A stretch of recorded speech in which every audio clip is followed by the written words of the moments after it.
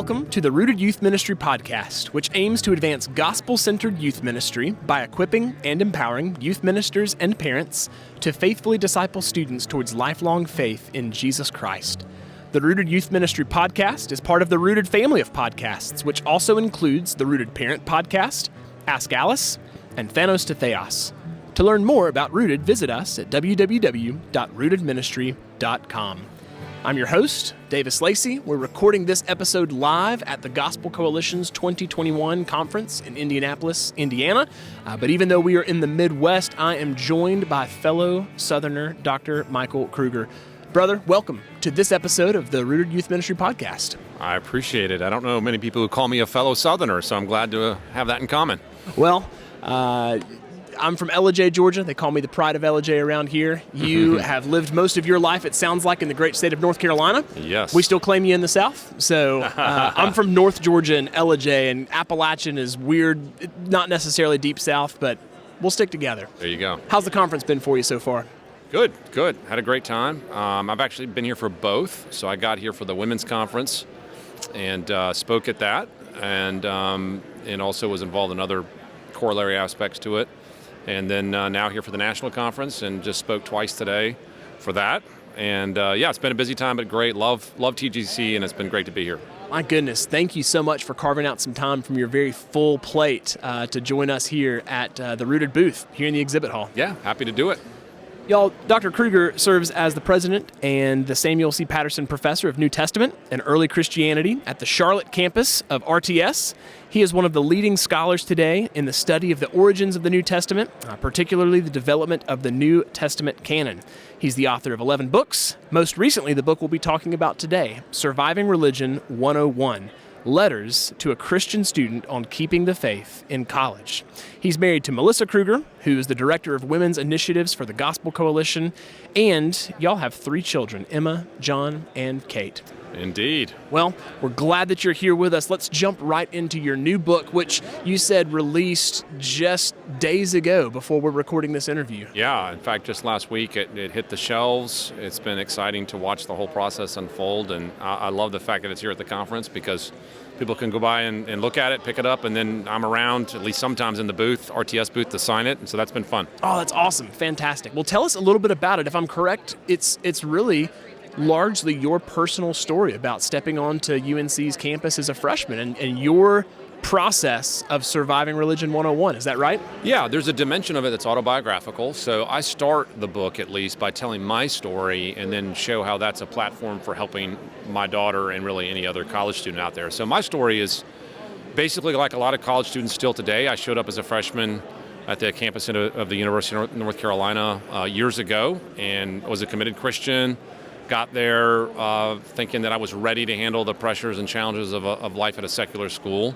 And I think I was ready for certain things in terms of life at a secular school, but it became quickly clear that I was not ready intellectually for the challenges that were going to come my way. And that hit ahead my freshman year when I had a class on the Introduction to the New Testament with Bart Ehrman. Yes. So some of the listeners may know Ehrman's name. He's certainly one of the most well-known critics of Christianity today, written a number of books, many New York Times bestsellers, and at the time, I didn't know he would be all that. At the time, he was a new professor himself, but he was very aggressive in his attacks on the Bible and told us as students that he used to be an evangelical like us and that he kind of woke up and saw the light in his grad studies and then realizes he can't trust the Bible anymore. So yeah, I faced that barrage, and so I wrote the book to help future students who might face a similar barrage in the modern day.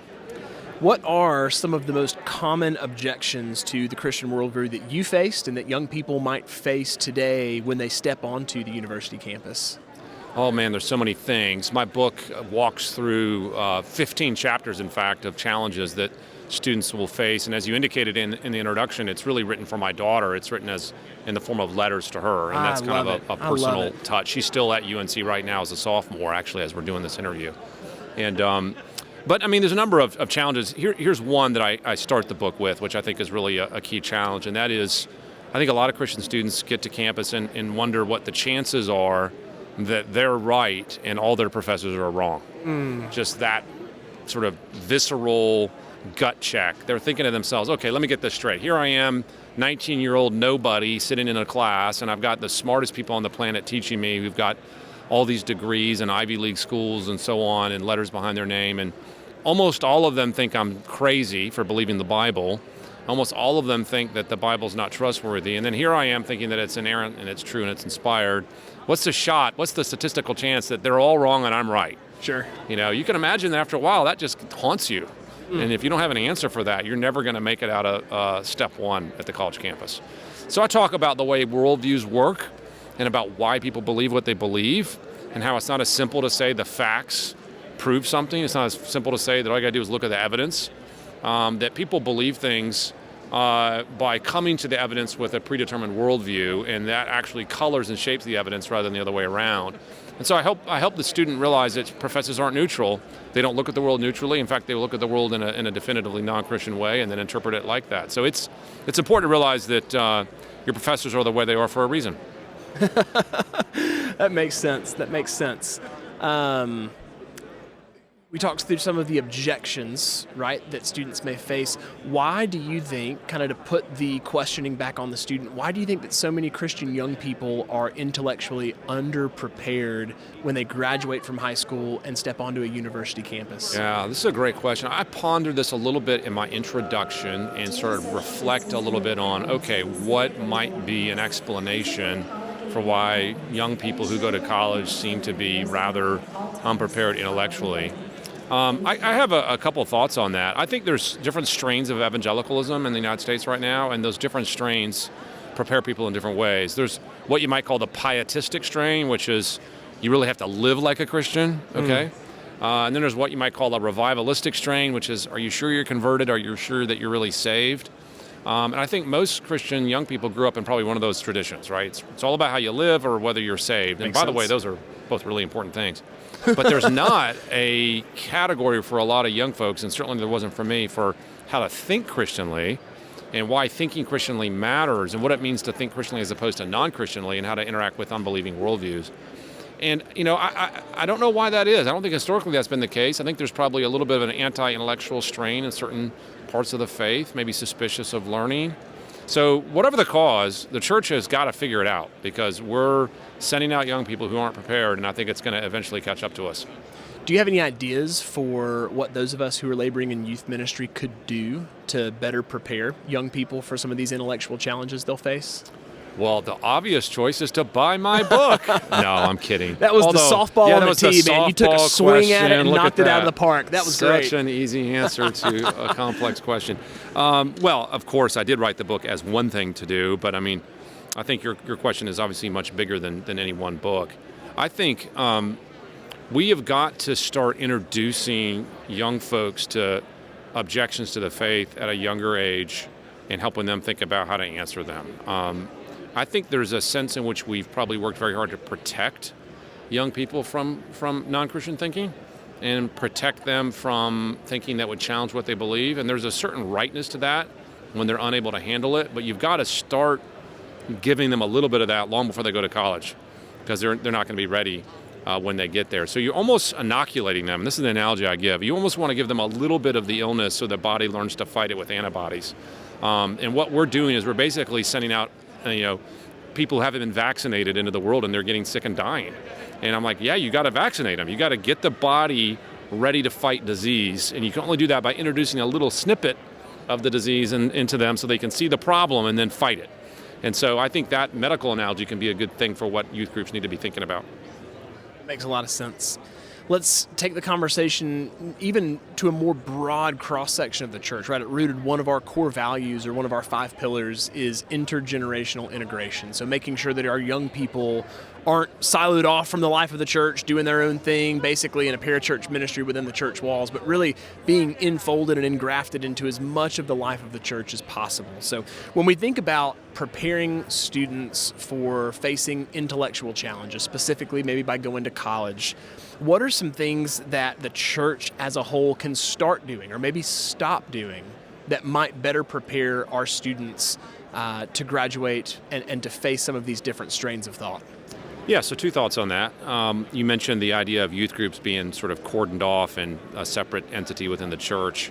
I think if we take an honest appraisal at some of the ways we think of youth ministry, we probably need to rethink them. I mean, is the number one job of youth ministry to make sure that students have fun or entertained? Now, I'm not saying there's never a place to have fun or there's never a place to enjoy something, whether it be an outdoor activity or some sort of fun event. But is that the primary thing that the youth group is geared around? I think you recalibrate that and you realize that education and instruction has to be a core value for any youth group. It's not the only thing you do, but it's a key thing you do. The other thing, you mentioned intergenerational. Parents have to play a role here. And one might argue that one of the reasons that the students aren't prepared is because the parents aren't prepared. I think most parents themselves aren't able to answer the tough questions. And that means that you're sort of at this impasse with your youth. You're like, I can't answer it, the youth can't answer it. The only solution is to bring in the experts, but they're very limited in terms of resources. So you end up not having answers all around. So one possible step here is that the adults in the church, so to speak, the parents need to be making sure they're trained, that they're learning, so they can then answer the questions of their children. Yeah. I want to ask you a little bit more about maybe what the youth pastor's job would be in helping parents grow and be equipped. Yeah. But before I do that, I'd love to hear something that you and Melissa have done in your home to try to get your kids ready for what they'll face. We do a number of things. One of the things our kids are blessed with is they go to a Christian school that does a really good job educating them through a Christian worldview. So we have that blessing, and not everybody I know has that. But we've tried to introduce them to non-Christian thought at an early age so they're ready to answer the skeptic's objections. And one of the ways I do this that's kind of fun for the kids is I'll play the skeptic myself. So I'll be in a conversation with them and I'll pretend I'm the non-Christian and I'll start challenging aspects of their worldview and see if they have an answer. And then when they give the answer, then I challenge the answer. Now, you can imagine how tough that would be. They're going up against their dad, who happens to be a seminary professor, and I'm picking apart everything they say. But they actually really have fun with it. They're like, oh, wow, I need to do better at this. And they love the give and take and the back and forth. So we do these little sort of mock conversations that mimic the kind of thing they might have with a non-Christian someday. And I want to press them and challenge them. It's not that different than the way we train people physically. If I wanted to train my kid to be a good wrestler when he's young, I might wrestle with him like, father and son on the living room floor. And of course, I'm not going to hurt him, but I might pin him down a little bit and try to force him to be stronger, right? So that when he gets older, he can be a better wrestler. It's not that different intellectually. Makes sense. Let's go back to how maybe youth ministers can come alongside of parents. Another one of Rooted's 5 pillars or core values is partnering with parents, right? We don't want to replace parents as youth workers. We don't feel like that's wise or possible even, but we do want to support parents and their process of training up their students to follow Jesus. So what are some ways maybe that the youth pastor, the youth minister can champion parents growing in their own abilities to understand some of these intellectual challenges, to understand what their kids are going to be facing? How can we best advocate for parents and set them up for success for preparing their students? Yeah, so, most youth groups, just like you said, try to just do what the parents should have done, and they ineffectively replace the parents. And you don't want to fall into that trap. So one of the things I think youth groups need to be thinking about is just this whole category of resourcing. Part of the reason parents don't know how to help their kids deal with things like this because they don't know where to turn. They don't have a book to recommend. They don't have a website to go to. They don't have, articles to read. They don't have any direction.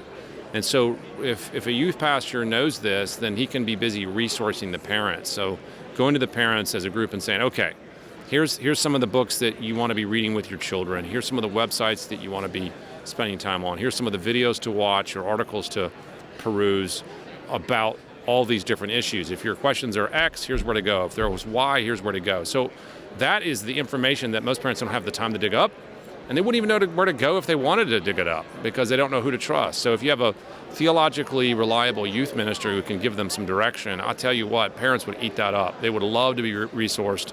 And then, of course, they can then pass that along to their kids. Last question I'll ask you about your book, Surviving Religion 101, Letters to a Christian Student on Keeping the Faith in College. You don't have just any student in mind. You said you have your daughter in mind, your kids in mind. You have a parent's and a father's heart to shepherd the young people to whom God's entrusted you. I love that. If you had to summarize the book, maybe in one sentence or a paragraph, the big overarching message that you're hoping that your daughter walks away with, What is it? Yeah, so at the very end of the book, I talk about how everyone struggles with doubt, and they question their faith and wonder if what they believe is true.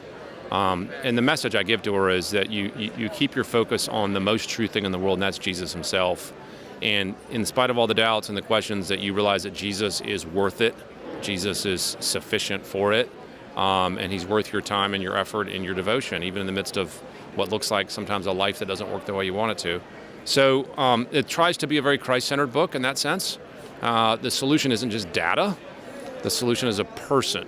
And if you're in a relationship with a person, then you realize that the other things will fall in place too. That doesn't mean that information and data don't matter, but it just means that they're not primary. You can give a lot of facts and data, but if someone doesn't have affection for and appreciation for the person of Christ, those facts and data aren't going to change anything.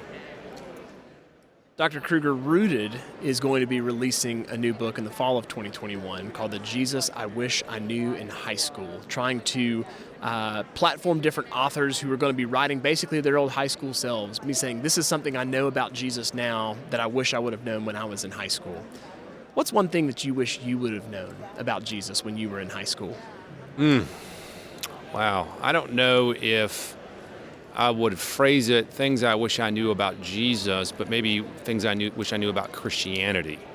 And I think I never realized that Christianity offered the most intellectually satisfying way to think about the world. I always thought Christianity was always supposed to play defense. It was almost like you have to admit every other system's probably better, but this is the one we're stuck with. Or every other system looks like it's more satisfying, but hey, you just do what you do. You keep your religious commitment. Whereas I realize now, looking back, that I wish someone had told me, no, Christianity is so intellectually satisfying and makes such sense of the world, that's actually the non-Christian systems that need to give account. They need to realize that they can't explain certain things. And so there's not just a defensive position, but an offensive position. I can go into the secular world and say, hey, your worldview doesn't actually make sense, and you aren't able to account for the realities around us. I never would have thought of that as a youth person. I would have thought purely in defense. But once you start thinking on offense, it changes things. And for secular students at a university, that's going to really change things, because you realize you don't just have to sort of try to make Christianity look better. You have to realize that Christianity is a system that internally makes sense, and non-Christians have their own system, and now the question is system versus system, and that changes the game entirely. Awesome. Dr. Kruger, thank you so much for your time today. I know that your day is busy. I know your conference is busy. We appreciate you taking time to speak to our listeners. If folks want to buy Surviving Religion 101, or if they want to learn more about your ministry, where would you send them? Well, thanks. It's been great to talk with you guys. So you can buy Surviving Religion 101 at any of the major sort of book outlets, of course, including Amazon and Crossway's own site and beyond. But the resource I want to point people to is my own website called Cannon Fodder, and that's Cannon with one N.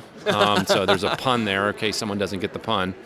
And it's just michaeljkruger.com. But the reason I mention that is because I have my book available there, of course, but also my other books and my other articles and other things that may help your college student or even anyone listening work through the difficulties they have with the Christian faith. Awesome. Well, we would point folks to Cannon Fodder, and we would also point you back to www.rootedministry.com, where you will find all sorts of grace-filled, gospel-centered, Bible-saturated resources, like this episode of the Rooted Youth Ministry podcast. We hope you've enjoyed it. If you have enjoyed it, if you've been blessed by it, we would encourage you to help us bring content like this to other people. You can do that by sharing this resource on social media, by leaving us 5-star feedback, or by simply subscribing wherever you listen to your podcasts. As always, we give a big thanks to High Street Hymns for providing the music on this podcast. And for all of us here at Rooted, my name is Davis Lacey, and this has been an episode of the Rooted Youth Ministry Podcast.